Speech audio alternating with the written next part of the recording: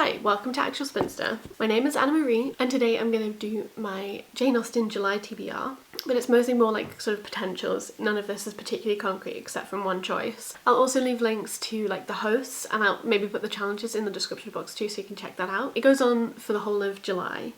And yeah, there are like a variety of different prompts, but the main goal is to read like one of Jane Austen's novels. And yeah, so I'm just going to go through my TBR and kind of show you what I might potentially read aside from this one, which is Sense and Sensibility. This is actually the last novel of Jane Austen's that I have to read. I've read all of the others. I've definitely read Pride and Prejudice multiple times, and I think I've also read Northanger Abbey multiple times, so I put this one off for a really long time because like I haven't read a Jane Austen book in a really long time. I can't really think of when I last did, like definitely, you know, 3-4 years ago maybe, I'm not sure though. I guess I listened to Pride and Prejudice during 2020 when it was being read by Jennifer Earle, who played Lizzie in the 1995 Pride and Prejudice, which is my favourite one because I actually think it understands the book, but anyway. Yeah, sorry. So Sense and Sensibility is the last one that I have to read, and I guess I've been putting that off because it's kind of sad when you've run out of Jane Austen novels to, you know, read for the first time. You know, I know what happens in the story. I've watched the film with Emma Thompson many times because I love that film and I love Emma Thompson.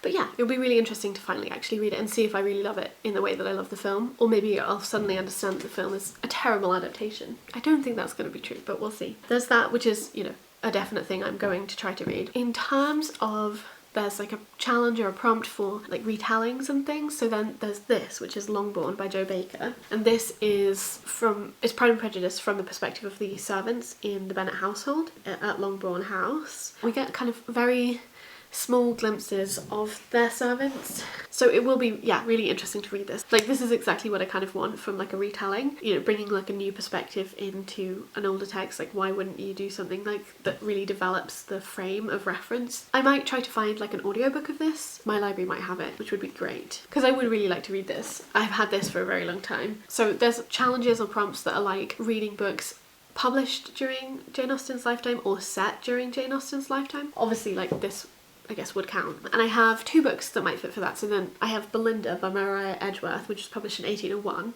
Jane Austen's dates are like 1775 to 1817, I think. I'll correct myself if I'm wrong. And yeah, so I'm really interested in this. Like most people, I also saw this on Ron Lit's channel. And yeah, so I've had it for a really long time. I don't think I will get to it this month, but it is something that I would really like to read at some point. It sounds really interesting. I do especially remember that there's like, she called Harriet Freke. There's like one of these women who are obviously like a weird queer lesbian dykey creature, and so I've been really interested to read this somewhat because of that, but also because of the love interest. And then the other one is not quite the same. So this one is one that is set, like the book itself is set during Jane Austen's lifetime, so 1812, and that's Shirley by Charlotte Bronte. So that's just like another potential. I've been wanting to read this for ages. I guess I've been focusing on rereading some of her other work. Yeah, but we'll see. It'd be good to read it finally. Then in terms of like non-fiction, I think one of the challenges is like read a non-fiction book about Jane Austen, so I've got a couple for that.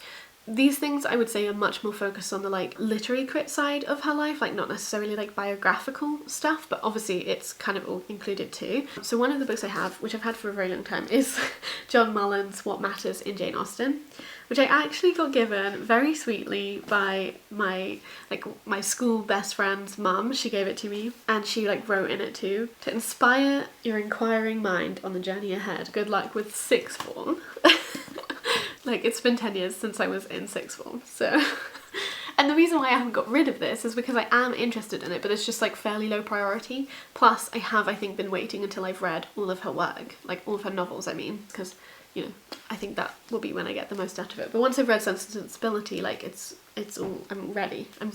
Then I have a book that I'm really excited about because it's taken me ages to find a copy that wasn't like really expensive, but this is like quite like a seminal piece of literary criticism about Jane Austen, like in the Jane Austen kind of field of study, and that's Jane Austen, Women, Politics and the Novel by Claudia L. Johnson. And I believe she has also written another book about Jane Austen and stuff, but yeah, she's big in like long 18th century studies, I think. I think I have actually read like maybe snippets of sections on this. I'm pretty sure she just covers all of each of the novels, because I think I've read the one on Mansfield Park and conservatism and it was really interesting. I guess like I probably should try to read this one because I am trying to read like my TBR from years ago, but I I'm very excited about this new one, so I'll probably pick this one up instead, but we'll see.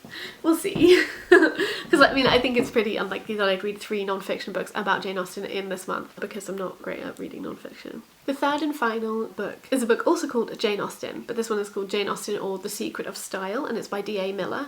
And it's a pretty short book, it's about 120 pages I think, and I have a PDF copy. I've heard it's really good. I've also heard it's really well written, which is nice for lit critic. Sometimes that is not great. I'm not very good at reading, and I don't really like reading on my laptop or like on an e-reader or anything. Like, I'm not a big ebook person at all. I would say I'm not an ebook person actually, but because it's short and I have wanted to read this for ages and I do have just this like PDF, I think, you know, I'll try to get to it, but we'll see. Yeah, so those are all of my like potentials and my one definite. I think, you know, like I'll definitely read this and then definitely start like a non-fiction about Jane Austen. That's what I'd like to commit myself to. Then maybe like following order of precedence would be to read Borne by Jo Baker. I think that's everything I wanted to say. I hope you're having a nice day when you are watching this, and definitely let me know if you are planning to participate and what you're going to read, and also just what you think about Jane Austen. And especially also if you have any recommendations for other like books from the late 1700s into the early 1800s that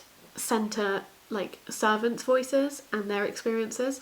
I'd be interested, especially if they were written by women. But I'd also like to know if you have any like favourites from that particular era, or just novels in general, because I haven't really found any good novels from that era apart from Jane Austen. I feel like the others just don't get, like, she just gets character and is able to write character in a way that like works really well, and her contemporaries don't really have that same grasp, as you know, as far as I've read, which isn't much. I have read Evelina, and I did also do like a module on this stuff, so I have read a couple other things. You know, none of them I was particularly like impressed by, I guess. Anyway, I'll talk to you when I next talk to you.